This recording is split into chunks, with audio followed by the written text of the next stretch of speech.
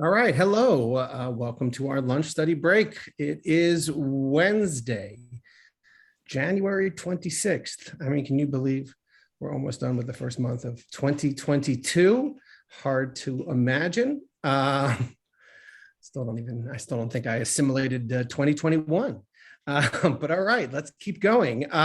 Today, actually later this evening, tonight is the beginning of International Holocaust Remembrance Day, which is January 27th, which is often the day in which Holocaust remembrance is celebrated in a number of countries around the world. And some people elongate it out to International Holocaust Remembrance Week. And I wanted to do a tie-in to some of the issues that we've been discussing here around identity and around Judaism, and see if I could bring a tie-in here. And I wanted to do it through the work of Hannah Arendt. So today's discussion, we are going to be looking at the writings of Hannah Arendt. We're going to look in particular at her work on the Eichmann trial in Jerusalem.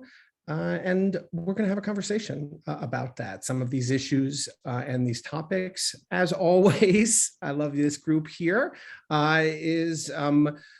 we have created a little space here, free space here at noon on Wednesdays, where we can share ideas. We can disagree with each other so long as we do it politely. And I think that that's very valuable. That's not to say we're going to disagree with Hannah Arendt. It's just going to say that what she has is provocative and to a large extent isolated herself from a lot of Jewish community. All right, so first, I always like to begin by showing you who I'm talking about. And I find these classes are a lot more fun, and I'm sure you agree, when I bring in audio and visual clips. I can tell by the nodding of your head that that's correct. So we're going to take a look at Hannah Arendt, very interesting, provocative woman. She a Jewish German, born, I believe, around 1890. She was a philosophy student. She studied with Heidegger. And in this clip, it's going to be in German, but there are subtitles. You get a sense of who she is, just this wonderful, in my opinion, just this ferocious intellectual giant. And I am guilty of falling in love with charismatic intellectual giants, irrespective of whether or not I agree with them. I think that is one of my guilty pleasures. So we're going to get a sense of her, and she's going to share a little bit here at the top of her experience at Germany with Hitler's rise to power. So let me pull up that clip for you now. Hold on one second.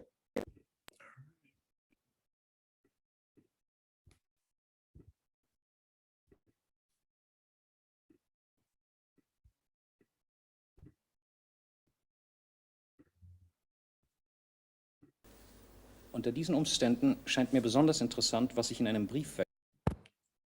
I buried the lead. Okay, so I buried the lead here. My fault. I buried the lead. We're going to be looking at her Eichmann writings. We're going to be looking at her, and then we're going to be looking at the reaction. In particular, if we get there, through her correspondence with the great German thinker Gershom Scholem, who had a rather sharp correspondence with her after the publication of her work in the New Yorker on Eichmann. So this interviewer begins by asking her about that. So I want to give you a context, because hopefully, time permitting, we'll come back to this correspondence that he's going to bring up. Wechsel gefunden habe, den Sie mit dem israelischen Professor Scholem gehabt haben. Darin haben Sie geschrieben, wenn ich zitieren darf, dass Sie sich in der Jugend weder für Geschichte noch für Politik interessierten. Sie sind, Frau Arendt, 1933 als Jüdin aus Deutschland emigriert. Damals waren Sie 26 Jahre alt. Hat Ihre Beschäftigung mit der Politik, das Aufhören des Desinteressements an Politik und Geschichte, einen ursächlichen Zusammenhang mit diesen Vorgängen? Ja, selbstverständlich. Ich meine, darüber ließe sich lange eher reden. 1933 war dieses Desinteressement nicht mehr möglich. Es war schon vorher nicht mehr möglich. Und hatte auch vorher bei Ihnen schon aufgehört? Ja, natürlich. Ich meine, ich habe doch mit Spannung Zeitungen gelesen. Ich habe doch Meinungen gehabt. Ich habe keiner Partei angehört. Ich habe auch gar kein Bedürfnis danach gehabt. Ich war zum Beispiel seit ungefähr 31 fest überzeugt, dass die Nazis ans Ruder kommen würden. Und ich habe doch in ständiger auch Auseinandersetzung mit anderen Menschen über diese Probleme gestanden. Aber systematisch mich mit diesen Dingen befasst, habe ich eigentlich erst in der Immigration. Ich habe eine Zusatzfrage zu dem, was Sie eben gesagt haben. Ausgehend von der Überzeugung seit 1931, dass der Machtantritt der Nazis sich nicht verhindern lassen würde, hat es Sie nicht gedrängt, aktiv dagegen durch Eintritt in eine Partei etwas zu tun, oder haben Sie dieses nicht mehr für sinnvoll gehalten? Na, ich persönlich hielt es nicht für sinnvoll. Wenn ich es für sinnvoll gehalten hätte, das ist alles sehr schwer nachträglich zu sagen, hätte ich vielleicht etwas gemacht. Ich hielt es für hoffnungslos. Gibt es in Ihrer Erinnerung ein exaktes Vorkommnis, von dem an Sie Ihre Hinwendung zum Politischen datieren könnten? Ja, wissen Sie, in gewissem Sinne kann ich sagen, am 27. Februar 1933 Reichstagsbrand und die darauf in derselben Nacht erfolgenden illegalen Verhaftungen, die sogenannten Schutzhafen. Danach, Sie wissen, die Leute kamen in Gestapo-Keller oder in Konzentrationslager. Was dann losging, war ungeheuerlich und ist heute von den späteren Dingen oft überblendet worden. Dies war für mich ein unmittelbarer Schock. Und von dem Moment an habe ich mich verantwortlich gefühlt. Das heißt, ich war nicht mehr der Meinung, dass man jetzt einfach zusehen kann. Ich habe versucht zu helfen in manchen Dingen, aber das, was mich dann unmittelbar, wenn ich das erzählen darf, ich habe es niemals erzählt, weil es ja auch ganz belanglos ist. Bitte erzählen. Was mich dann unmittelbar aus Deutschland, ich hatte sowieso die Absicht zu emigrieren. Ich war sofort der Meinung, Juden können nicht bleiben. Ich hatte nicht die Absicht, sozusagen in Deutschland als Staatsbürger zweiter Klasse rumzulaufen, in welcher Form auch immer. Ich war außerdem der Meinung, dass die Sachen immer schlimmer werden würden. Trotzdem bin ich schließlich nicht auf so friedliche Weise abgezogen und muss sagen, ich hatte eine gewisse Befriedigung. Ich wurde verhaftet, musste illegal das Land verlassen, ich erzähle es Ihnen gleich. Ich hatte sofort eine Befriedigung darüber. Ich dachte, wenigstens habe ich was gemacht. Wenigstens bin ich nicht unschuldig. Das soll mir keiner nachsagen. Nun, die Gelegenheit dazu gab mir damals die zionistische Organisation. Ich war mit einigen der führenden Leute damals, vor allen Dingen dem damaligen Präsidenten Kurt Blumenfeld, sehr eng befreundet. Aber ich war keine Zionisten. Man hat auch nicht versucht, mich dazu zu machen. Immerhin war ich natürlich in gewissem Sinne davon beeinflusst, nämlich in der Kritik, in der Selbstkritik, die die Zionisten im jüdischen Volke entfaltet haben. Davon war ich beeinflusst, davon war ich beeindruckt, aber politisch hatte ich nichts damit zu tun.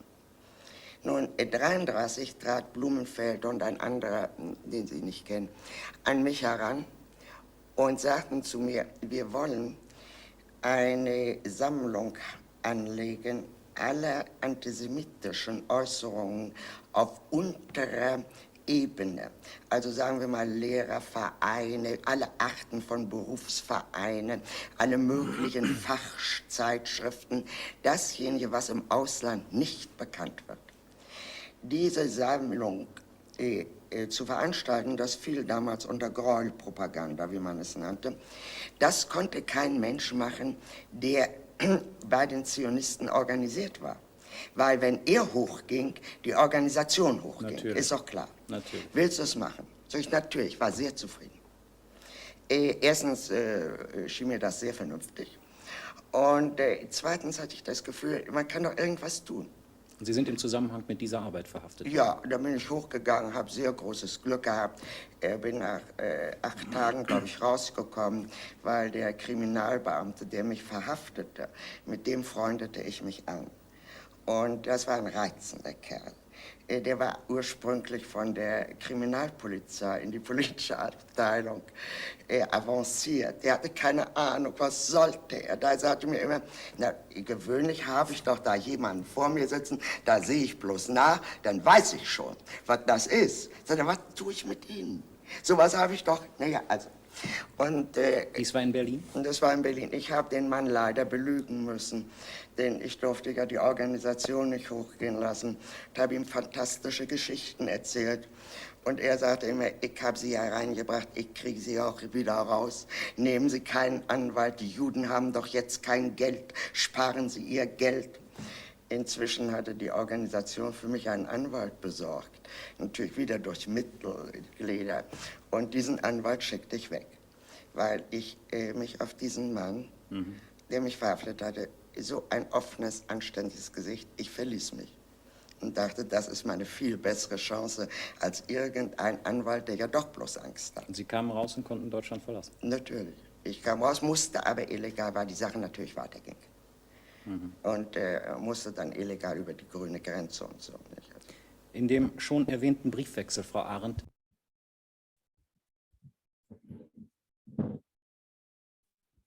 Okay, so I think I'm still here. All right, you guys are still there. You get a sense of her there a little bit, and you hear about how she responded in the early years of the Nazi regime.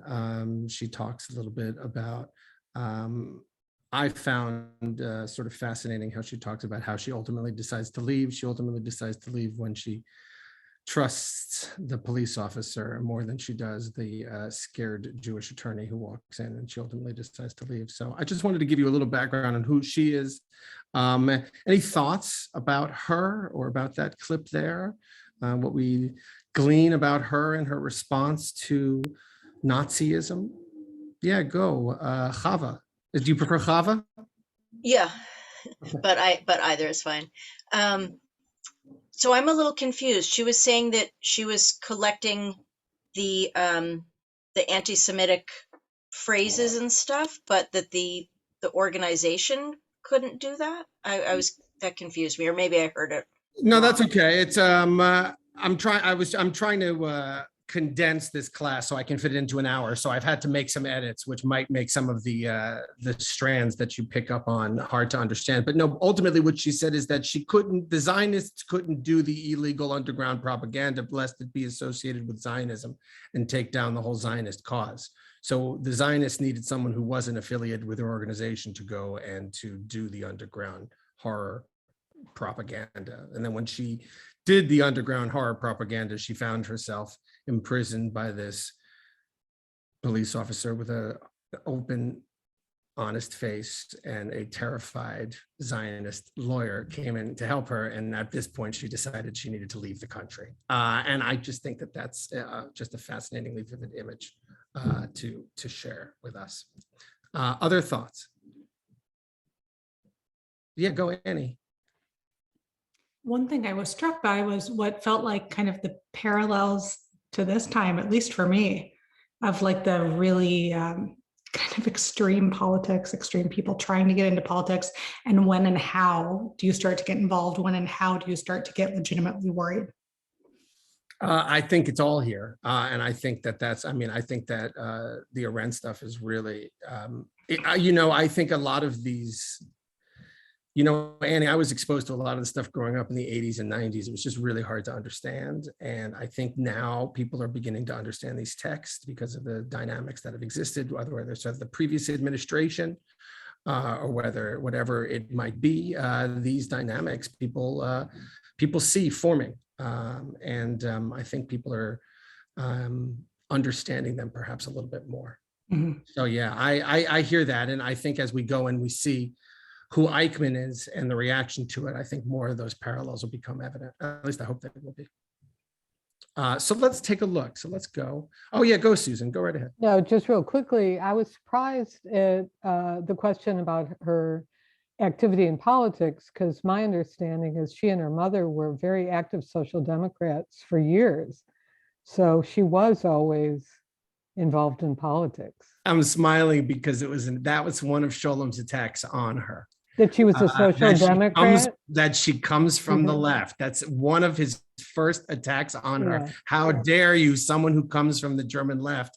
And as we'll see if we get there, she retorts, "How you don't know who I am? You don't know where I come from," which is kind of great. But that's right, because that's exactly that's going to be exactly Sholom's take. But let's take a look at some. Okay, so she writes a book on the origins of totalitarianism. She's a prominent thinker, philosopher. The Eichmann trial. Eichmann is a Nazi criminal who's found in Argentina, is brought back to Jerusalem to be tried for crimes against humanity. And Hannah Arendt decides that she wants to cover it for the New Yorker. And so the New Yorker sends her as a correspondent to the trial. And here's part of what she writes. So she's describing here, so she basically, just a little bit of a background before I take a look at what she writes here. She sort of gives us a character of who Eichmann is. She has read through all the depositions. She has read through all of the notes. She has seen every last minute of testimony, and she tries to paint a picture of who Eichmann is, this mass murderer villain. Okay, so she talks a little bit about what his job was. I'm going to zip through that a little bit, but in March of 1938 in Vienna, his task had been defined as forced immigration. And the words meant exactly what they said. All Jews, regardless of their desires and regardless of their citizenship, would be forced to emigrate, an act which in ordinary language is called expulsion. Whenever Eichmann thought back to the 12 years that were his life, he singled out his year in Vienna as the head of the center of emigration of Austrian Jews as its happiest and most successful period. Okay, so how did he do it? The basic idea about how he was going to get all the Jews out was that this was all made possible. It was not his, but apparently Arendt says he cribbed it from somebody else. But the idea was simple and ingenious enough. Through the Jewish community, we extracted a certain amount of money from the rich Jews who wanted to emigrate. By paying this amount and an additional sum in foreign currency, they made it possible for poor Jews to leave. The problem was not to make the rich Jews leave, but to get rid of the Jewish mob. And so this is how he was going to solve that problem. But there were still going to be other problems that remained. She reports, she said about Eichmann, he discovered in himself some special qualities. There were two things he could do well, better than others. He could organize and he could negotiate. All right, so that is one, so that immediately upon his arrival, he negotiated with representatives from the Jewish community. He understood about what they needed. And it says down here, once he understood how the whole thing worked, or rather did not work because it's a crazy bureaucracy, he gave birth to a new idea where he imagined an assembly line at whose beginnings the first document is put, and then at all of the other papers. And at its end, the passport would have to come out as the end product. This could be realized if all the officers concerned, the Ministry of Finance, the income tax, the police, and the Jewish community were housed under the same roof and forced to do their work on the same spot in the presence of the applicant, who would no longer have to run from office to office, who presumably would also be spared having some humiliating chicaneries practiced on him and certain expenses for bribes. When everything was ready and the assembly line was doing its work smoothly, Eichmann invited the Jewish functionaries from Berlin to inspect it. And they were appalled. This is like an automatic factory, like a flour mill connected with some bakery. At one end, you put in a Jew who still has some property, a factory or a shop or a bank account, and he goes through the building from counter to counter, from office to office, and comes out the other end without any money, without any rights, with only a passport on which it said, you must leave the country within a fortnight, otherwise you will go to a concentration camp. Okay, so let me just pause here. This is obviously going to be difficult material to read. It will only be more difficult as she goes in and describes his duties, but you can see that Eichmann is the one who creates this awful system, this systematic sort of murder, execution of Jews. Because he is very organized and a systems thinker, is able to concoct a totally inhuman scenario that the Jews are appalled to see, but which is efficient in his mind. Okay, thoughts, questions? I mean, I don't know. Yeah, Ben, go. Well, is he there yet? I mean, is this prior? This is to Vienna the- 38. This is Vienna 38, in which Eichmann is given the assignment to get all the Jews, Judenrein, clear all the Jews out. And he comes up with this concoction of lining them all up in front of a factory and processing all their papers in a big line and removing all of their personal effects and values. And they get to the end of the line, they've got nothing left, and they get out of the country. Is this before or after Wannsee? Is this before or after the final solution? That's going to come next. Right. So this is before. So he's not yet committed. That's right. This is the happiest part of. Right. This is the best part of Eichmann's life. He's not yet committed to mass extermination. At this point, he's committed to doing his job, doing it efficiently. Ejection, right? Solve his problems. That's right. Right. And I mean, this is going to just obviously get more horrific and more horrific as he continues to do it. Don. After they take everything away in the assembly line and then they have to leave, would they have let them go? Would they have paid to get them out of the country to wherever they wanted them to go? So I don't know. I mean, I don't know how it worked in every last circumstance. So I don't think I can answer in a historical. Basically refugees at that point. They become non-citizens to the world, and the pariah status, as Hannah Arendt writes about in her other work. But yeah, I don't know the mechanics of it exactly, but I just think they become displaced persons at that point and try to find refugee in other states. Let's go on here a little bit more. Bragging apparently was the vice that was Eichmann's undoing. It was sheer, I don't know what that word is, rodomontade. What is that word? Anybody want to step in and tell me what that word is? When he told his men during the last days of the war, I will jump into my grave laughing because the fact that I have the death of 5 million Jews, or enemies of the Reich, as he always claimed to have said, on my conscience gives me extraordinary satisfaction. He did not jump, and if he had anything on his conscience, it was not murder, but as it turned out, that he had once slapped the face of Dr. Joseph Lohnerherz, head of the Vienna Jewish community, who later became one of his favorite Jews. He had apologized in front of his staff at the time, but the incident continued to bother him. To claim the death of 5 million Jews, the approximate total of losses suffered by the combined efforts of all Nazi officers and authorities, was preposterous, and he knew very well, but he had kept repeating the damning sentence ad nauseum to everyone who would listen, even 12 years later in Argentina, because it gave him an extraordinary sense of elation to think that he was exiting from the stage this way. But bragging is a common vice, Arendt writes, and a more specific and also more decisive flaw in his character was his almost total inability to ever look at anything from the other fellow's point of view.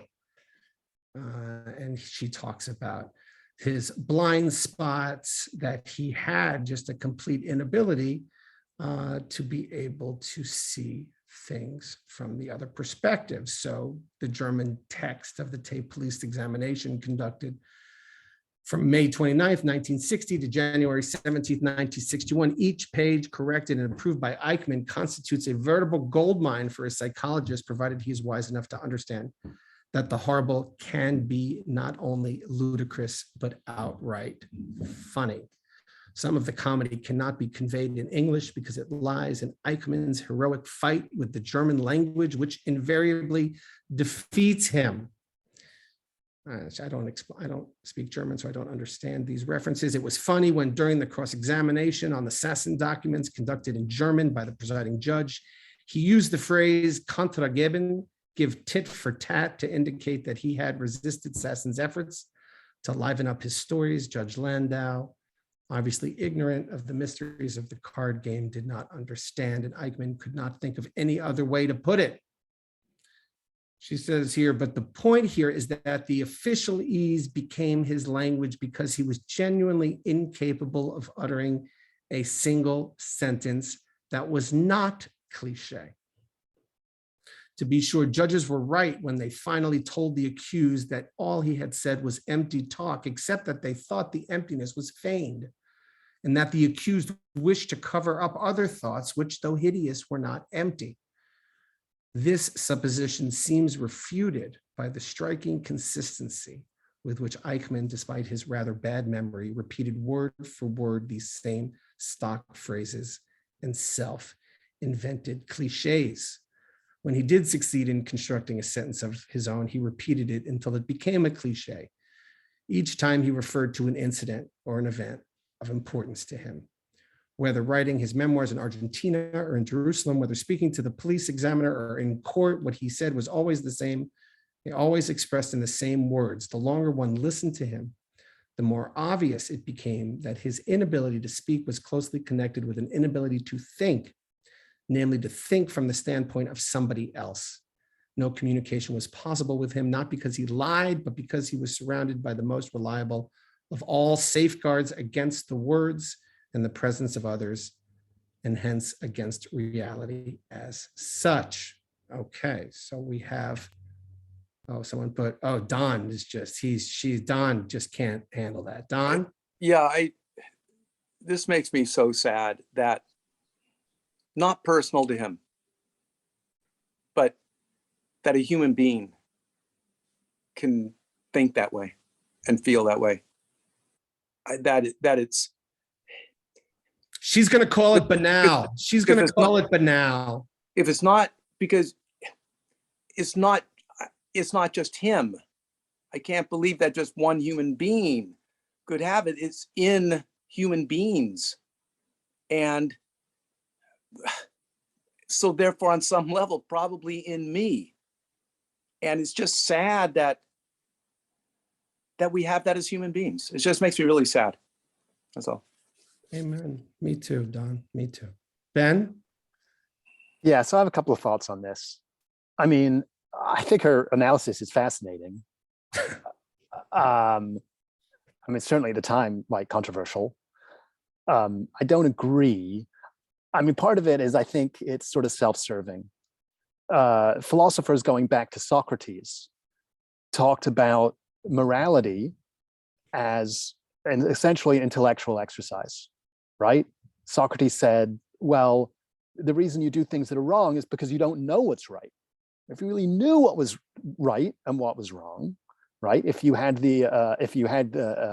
thinking about things the right way, right, and had the right kind of intellectual structures, then you wouldn't do the wrong thing, right? And thousands of years later, Arendt is saying, well, if you can think the right way, right? If you are not the kind of intellectual cripple that she paints Eichmann as, then again, you wouldn't fall into these pitfalls, right? That it's essentially a problem with the intellect to some degree. Well, okay, good. And it's Right?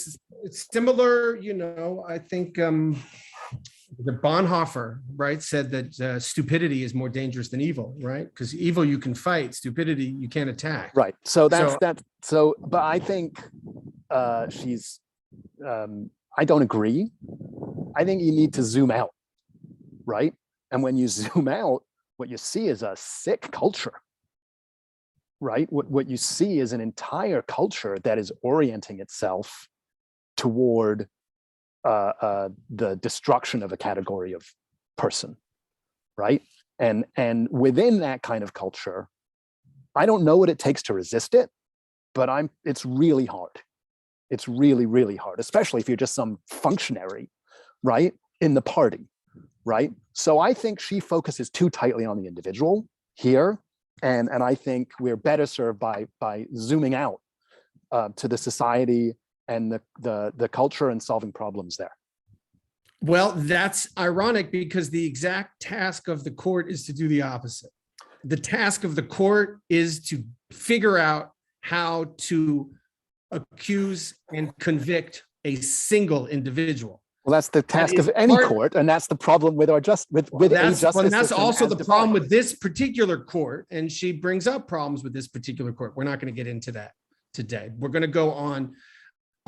So she says, is this a textbook case of bad faith, of lying self-deception combined with outrageous stupidity, or is it simply the case of eternally unrepentant criminal who cannot afford to face reality because his crime has become part and parcel of it? Yet Eichmann's case is different from the ordinary criminal who can shield himself effectively against the reality of a non-criminal world only within the narrow limits of his gang. Eichmann needed only to recall the past in order to feel assured that he was not lying and that he was not deceiving himself. For he and the world he lived in had once been in perfect harmony, and that German society of 80 million people had been shielded against reality and factuality by exactly the same means, the same self-deception, lies, and stupidity that had now become ingrained in Eichmann's mentality. These lies changed year after year, and they frequently contradicted each other. Moreover, they were not necessarily the same for the various branches of the party hierarchy or the people in large, but the practice of self-deception had become so common, almost a moral prerequisite for survival, that even now, 18 years after the collapse of the Nazi regime, when most of the specific content of its lies have been forgotten, it is sometimes difficult not to believe that mendacity had become an integral part of the German national character. It says here, Eichmann's astounding willingness in Argentina, as well as in Jerusalem, to admit his crimes was due less to his own criminal capacity for self-deception than to the aura of systemic mendacity that had constituted the atmosphere of the Third Reich. He was still living and seeing the world inside of that society. So here it all, she comes down to it. For all this, it was essential that one take him seriously. And this was very hard to do unless one sought the easiest way out of the dilemma between the unspeakable horror of the deeds and the undeniable ludicrousness of the man who perpetuated them and declared him a clever, calculating liar, which he obviously was not. Despite all the efforts of the prosecution, everybody could see that this man was not a monster, but it was difficult indeed not to suspect that he was a clown. And since this suspicion would have been fatal to the whole enterprise and was also rather hard to sustain in view of the suffering that he and his like had caused to millions of people, his worst clowneries were hardly noticed and almost never reported. What could you do with a man who first declared with great emphasis that the one thing he had learned in an ill-spent life was that one should never take an oath, and then after being told explicitly that if he wished to testify in his own defense, he might do so under oath or without an oath, declared without further ado that he would prefer to testify under oath. As far as Eichmann was concerned, these were questions of changing moods, and as long as he was capable of finding either in his memory or on the spur of a moment an elating stock phrase to go with them, he was quite content without ever becoming aware of anything like inconsistencies. As we shall see, the horrible gift for consoling himself with cliches did not leave him in the hour of his death. Now, back to Annie's point, I mean, it's really hard sometimes when you have conversations, certainly thinking back to 2016, a safer time in our world, a safer, more pleasant time in our world. Try to remember the election of 2016. Try to remember the conversations you had with people. Just, you couldn't get past cliches. You try to have genuine conversations and people just have a whole set of cliches that they will fall back on to prevent them from thinking. Ben. Yeah, but research has shown that knowledge, even intellectual rigor, does not correlate with necessarily more sensible ideas, right? Research has shown that actually people who are cleverer are better at clinging to ideas that are demonstrably false because they can come up with better rationalizations, right? So so the sociopath is the optimal person in our society. Well, no, what I'm saying is you don't need to be a sociopath. I mean, I think Hannah Arendt is right? She's saying, yeah, you do have this massive machinery that he's just like a cog in, and he's nothing special, right?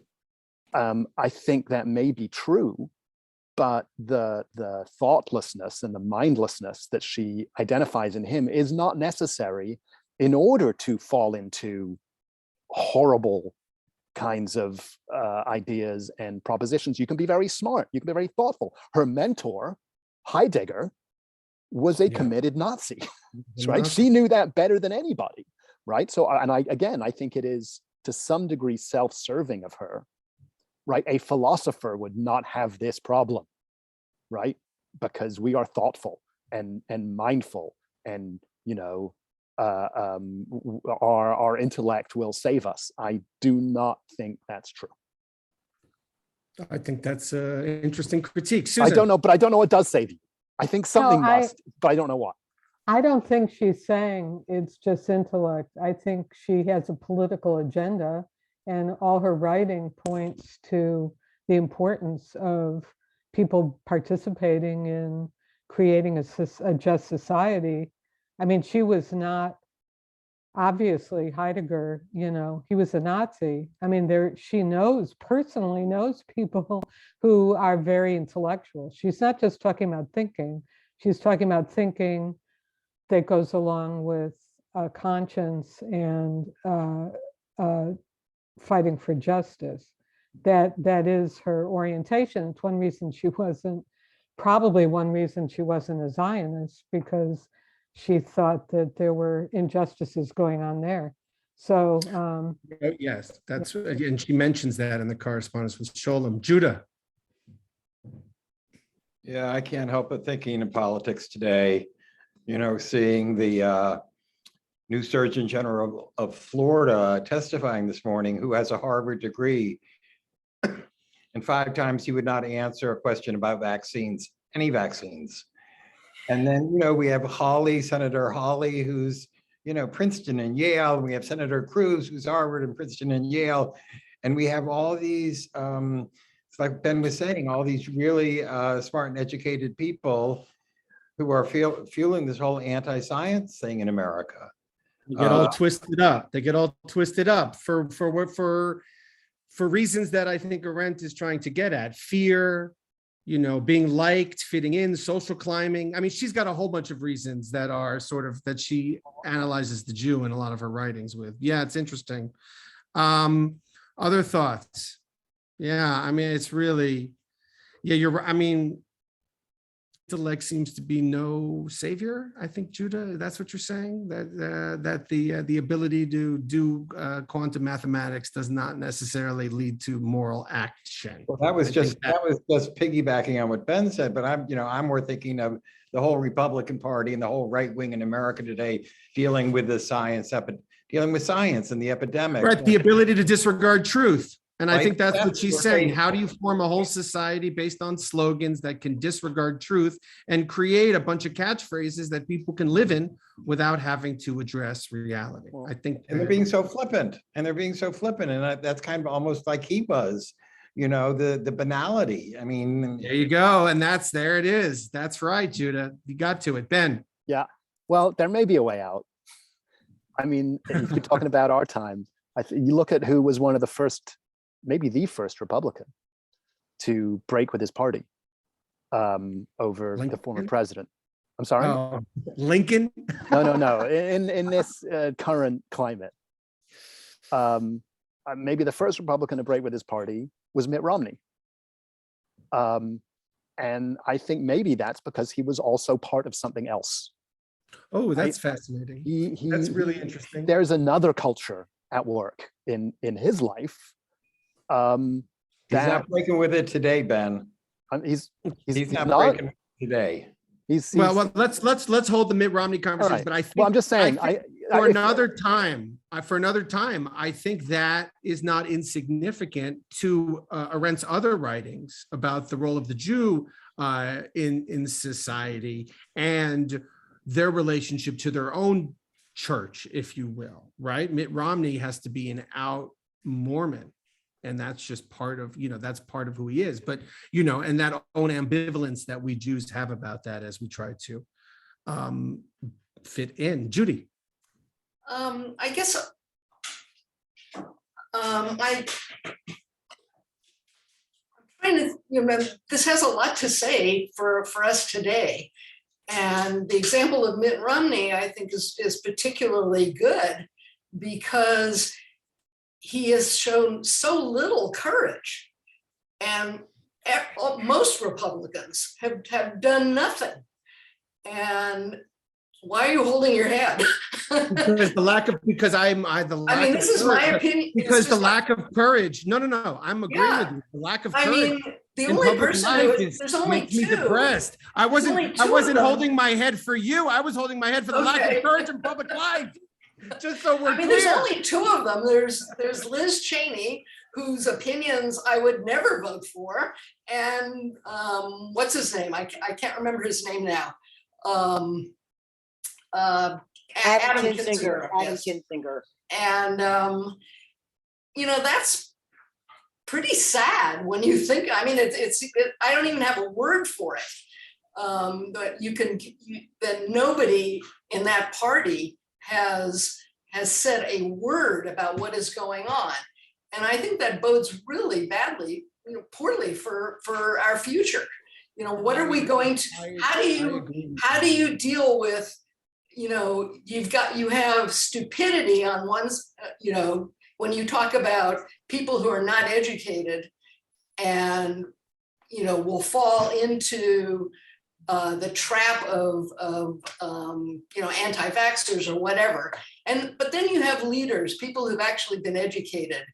And when they abdicate, where do you go? I think that's the question that a lot of us are looking at right now, Judy. I think that's right on point. When leaders are afraid to speak out, I completely I think that we're in that crisis moment. Let's go on. I do want to see how much we can get. There is really quickly the part about the final solution. This was an epic day in Eichmann's life. She gives an interesting reason why. There was another reason that made this day of the conference unforgettable for Eichmann. Although he had been doing his best right along to help with the final solution, he had still harbored some doubt about such a bloody solution through violence. And these doubts had now been dispelled. Here now, during this conference, the most prominent people had spoken, the popes of the Third Reich. Now he could see with his own eyes and hear with his own ears that not only Hitler, not only Heinrich or the Sphinx Mueller, not just the SS or the party, but the elite of the good old civil service were vying and fighting with each other for the honor of taking the lead in these bloody matters. At that moment, I sensed a kind of Pontius Pilate feeling. For I felt free of all guilt. Who was he to judge? Who was he to have his own thoughts in this matter? Well, he was neither the first nor the last to be ruined by modesty. All right, so we have this. How does this functionary go along with it? Well, he looks around and he sees all the people in charge and he says, who am I? Everybody else is going along with this. Who am I? And he acknowledged, by the way, Pontius Pilate, a heck of a analogy to self-describe yourself as. That's how he feels, because what can he do? It's out of his hands. So how does this evil happen? The evil happens when you have these people who say it's out of my hands. I want to clip now to the end here. So if you'll just let me zip ahead, because we've only got about 15 minutes, to Martin Buber. Okay, so they've executed him. The death sentence had been expected. There was hardly anyone to quarrel with it, she says. She says Martin Buber called the execution a mistake of historical dimensions, as it might serve to expiate the guilt felt by many young persons in Germany, an argument that oddly echoed Eichmann's own ideas on the matter, though Buber hardly knew that he had wanted to hang himself in public in order to lift the burden of guilt from the shoulders of German youngsters. It is strange that Buber, a man not only of eminence, but of very great intelligence, there it is again, intelligence, should not see how spurious these much publicized guilt feelings necessarily are. It is quite gratifying to feel guilty if you haven't done anything wrong. How noble. Whereas it is rather hard and certainly depressing to admit guilt and to repent. The youth of Germany is surrounded on all sides and in all walks of life by men in positions of authority and in public office who are very guilty indeed, but who feel nothing of the sort. The normal reaction to this state of affairs should be indignation, but indignation would be quite risky, not a danger to life and limb, but definitely a handicap in a career. Those young German men and women who every once in a while, on the occasion of all the Diary of Anne Frank hubbub and of the Eichmann trial, treat us to hysterical outbreaks of guilt feelings, are not staggering under the burden of their past, the father's guilt. Rather, they are trying to escape from the pressure of very present and actual problems into cheap sentimentality. Professor Buber went on to say that he felt no pity at all for Eichmann because he could feel pity only for those whose actions I understand in my heart. And he stressed what he had said many years ago in Germany, that he had only in a formal sense a common humanity with those who took part in the acts of the Third Reich. This lofty attitude was, of course, more of a luxury than those who had to try Eichmann could afford, since the law presupposes precisely that we have a common humanity with those whom we accuse and judge and condemn. As far as I know, Buber was the only philosopher to go on public record on the subject of Eichmann's execution.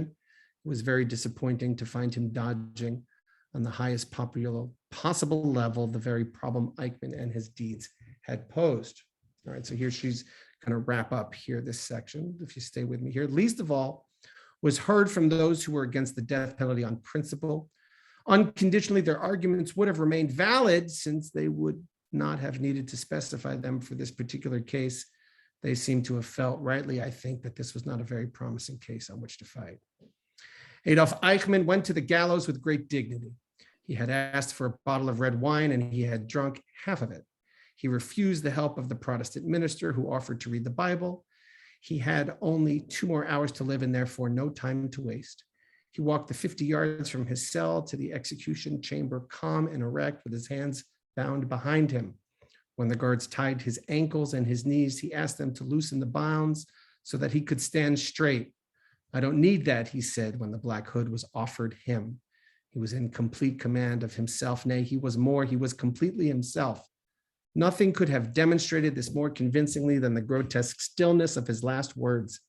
He began by stating emphatically that he was a Gottgläubiger, to express in common Nazi fashion that he was no Christian and he did not believe in life after death. He then proceeded, after a short while, gentlemen, we shall all meet again. Such is the fate of all men. Long live Germany, long live Argentina, long live Austria. I shall not forget them. In the face of death, he had found the cliche used in funeral oratory. Under the gallows, his memory played him the last trick. He was elated and he forgot that this was his own funeral. It was as though in those last moments he was summing up the lesson that this long course in human wickedness had taught us, the lesson of the fearsome word and thought-defying banality of evil. Marcia. I think the thing that's the most upsetting of everything is that this whole kind of situation keeps repeating itself historically throughout the world. That we as a community of nations have learned absolutely positively nothing, or that we at least don't take personal responsibility for anything. I don't see that in the United States we are taking personal responsibility for what we did to the Japanese, rounding them up rounding Jews up, rounding Japanese up. No, we did not murder them at gallows, but we confiscated all their possessions and they had to start all over again. And now Asians, since we're not good at telling one Asian from another, perhaps, are being victimized in this country right now. And why is that happening? Because there is a big uprising on the right, making it okay. It's finally, there are sedition charges that have been leveled at some of the insurrectionists. But you know something? Most of them won't, and they're getting very light sentences. And this is basically saying to me that this activity is okay in the United States. And it's not just trying to overthrow the government by force, which is okay, by too many people. And we're going to see it in the next election that it's perfectly okay. But it's also every single group of people is being victimized by somebody else. In this country, every other country as well. I mean, it's like Marcia, I have to tell you, I appreciate your anger.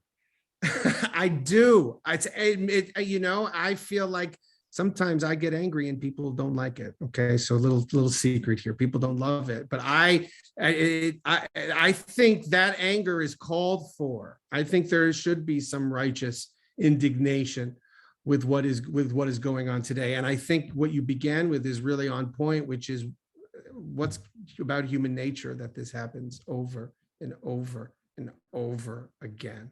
And I think that's what we're here to figure out and to talk about. Lisa. And let us not forget the leaflets that were found in Pacific Heights recently. Well, yeah, we didn't even talk. I mean, we didn't even mention that. That's right. Blaming the Jews for the pandemic, and you can look it up. The ADL has responded. I had never heard those horrible last words of Eichmann. I remember the trial. It was my earliest memory as a child of the world around me. I saw it on television. I saw the man in the glass booth. I understood what was happening. I was old enough. And somehow those last words were, I don't know why, but what came to me were the last words of Daniel Pearl before he was murdered. He said, "My mother is Jewish, my father is Jewish, I am Jewish." It's just a stark contrast. It made me think of it. So. Annie, tell me about that book.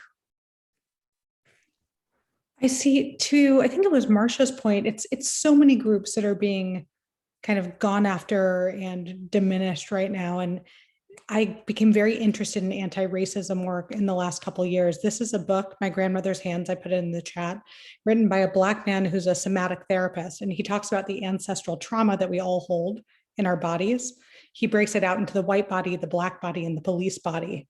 And no, they're not talking about Jews, they're not talking about Asians, but they're talking about human beings and how we store our trauma unknowingly and then how to start to heal it. And it's fascinating, and seems related. This happened to me when I'm whatever. I had never gone for body work, but my wife sent me, we went for body work. She's like, "You should go for body work." Benson's already laughing. So I go for body work in Park Slope, for this place in Park Slope where Congregant gave me, of course, I'll stop there. So I go for the body work. And as I'm getting the body work, I start, she's like working on my thigh or like my calf is what it was. She's working on my calf. I just started crying about my relationship with my older brother. And it was just the most surreal thing. And this is really powerful in ways that I don't understand and that I don't appreciate. So I'd love to read that book. I'd love to engage more about somatic healing, because we do hold that trauma, and finding a way to work it out, whether it's through body work, whether it's through ritual, whether it's through dancing, I think is going to be essential, and doing the healing that's going to be necessary in the coming months and years. Susan, and then Don. I remember the trial in the book and the controversy because I'm older, I guess. And I was studying sociology, and the Milgram experiments were being done, which probably everyone here knows about, but where ordinary people were willing to give electric shocks. It wasn't real, but they were told by a person in a white lab coat to increase the shocks if the person gave the wrong answer. And the majority of people were willing to do it. That's And right. these are ordinary, these are not, evil, whatever, any particular group. These are us. So this book that she wrote, and I saw the trial, some of the footage, and at the time it was happening, it really changed my orientation in the world. I mean, I think it's very very powerful. And it really bugged me that so many people in the Jewish community didn't like her. And I think it was partly because she brought up the Jewish councils, which brings us to today, and they're fairly certain that Anne Frank and her family were turned in by the Jewish council. And so we're not better than anyone else. We're human beings like everyone else. And some of us have done terrible things.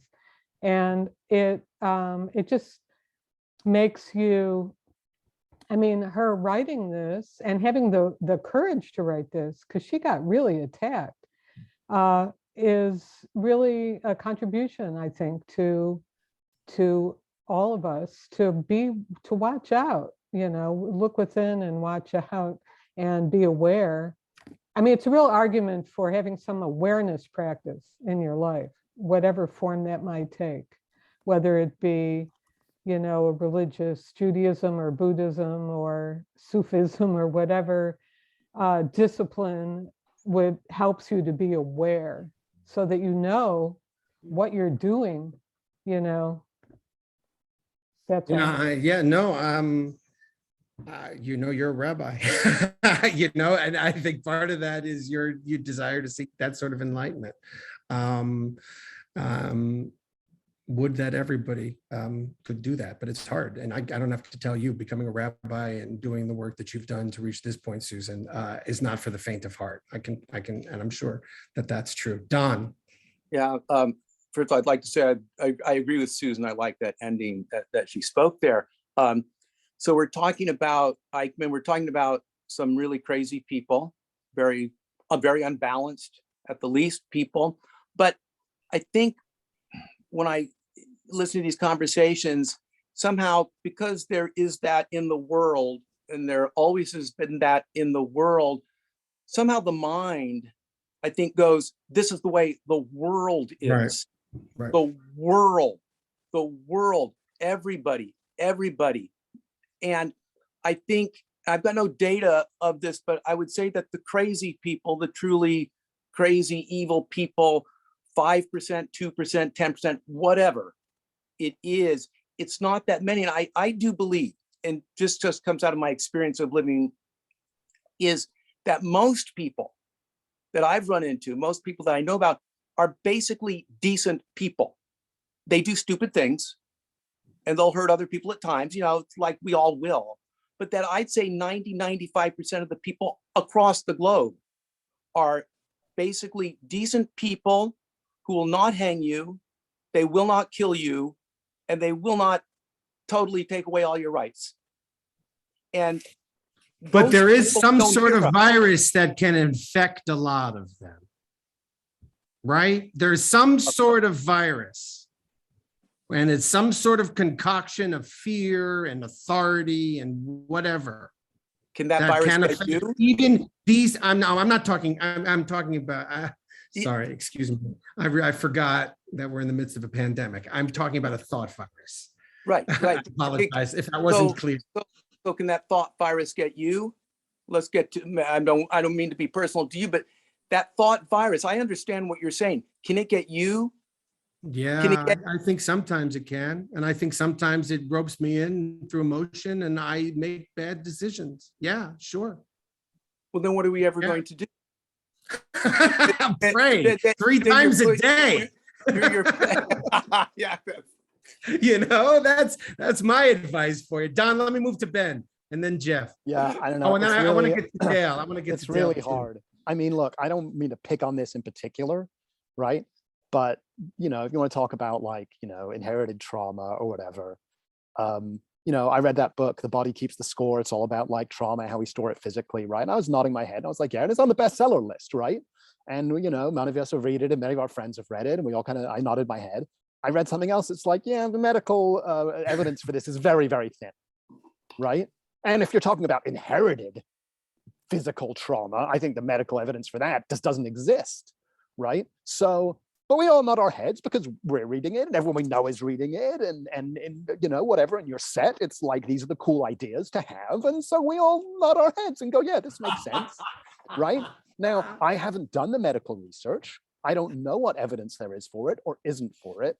But again, I didn't, because I didn't bother, and I'm not going to bother, right? I don't have the time, right? So there was at least a moment there where I accepted something I was being told by a person, right, Sure, in a book, sure. right, as science, Sure. right? We're all supposed to trust the science. I wasn't trusting the science. I was trusting the thing one guy wrote down in a book, right? So, you know, That also connected with, but it's more than just one guy. I think it's more than just the authority. well, and what I all my think friends it's were the reading and confirmation saying, and- bias. Yes. I think it's the confirmation bias that's attached to what was written down in the book that really sparks it. You know what I mean? Yeah, so it's really hard to escape. And yes, I agree with you. Exactly. We are all prey to it That's correct. to some degree. That's right. Jeff and then Dale. Yeah, I want to follow up on something that Don said a few minutes ago, 95% of people being decent. I don't know what that word means, decent. Yeah, 95% of the people in the world probably are not serial killers. They may not qualify as psychopaths. They won't kill you. But many, many millions of them, billions of them, could have, they may be addictive personalities, they may be abusive parents for that reason or for whatever other reason. And they create causes and conditions that can, you know, Hitler's father was probably not, he wasn't a serial killer, probably was a psychopath. He was abusive and he produced Hitler, you know, so this is, you can't exonerate all of humanity. You can't say, well, it's just these 5 or 10%. It's all of us. It's a species-wide illness. I have very little optimism about our future, none, in fact. I just don't like to say it very often. I don't like to say it in front of young no, we people. know that, Jeff. We know that about you. That's okay. I done? Nobody here is surprised by that. But that's all right. And Don has the optimistic point of view. Yeah. And I think it's kind of beautiful that we can share this space together and try to make sense of it. Dale. Yeah, I want to really question that most people are basically decent. I actually used to believe that. But in this pandemic, how do you explain all these people who refuse to wear masks if they're basically decent people? Or even, and before we had vaccine, all these young people going to all these parties when we didn't even have vaccines, and they could infect somebody who could infect their grandmother or their immunocompromised neighbor or something. I think that's what more. I think that's right. The question is, what moral calculus are you going to say that the majority of human beings are decent on? But I like the idea. At least I like the idea, Don and Jeff, and the Jewish idea would be that we all have the capacity for teshuvah. Like, that's the key. Yeah, March is laughing because you knew I was going there. We all have People are exhibiting homicidal behavior in this pandemic. We have the capacity for teshuvah. And if we lose the capacity for teshuvah, we lose our humanity. And that's ultimately that, you know, I want, you know, Eichmann never did teshuvah. Could he have done teshuvah? That's a question for another class. Susan, you had your hand raised. No, I read Dara Horn's book recently. Oh yeah, on the people love dead Jews, people right? love dead Jews, and she said about Anne Frank. Everyone loves to quote Anne Frank. People are basically good, and she said she wrote that before she was in Birkenau. It's a must read. It's a must read. It's an incredible book. Yeah, it's depressing, but good.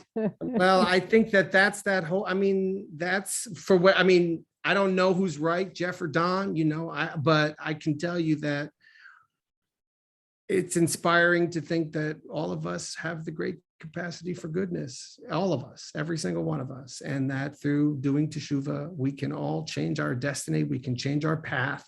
That's the Jewish belief. That's where I'm coming from. We can change our path.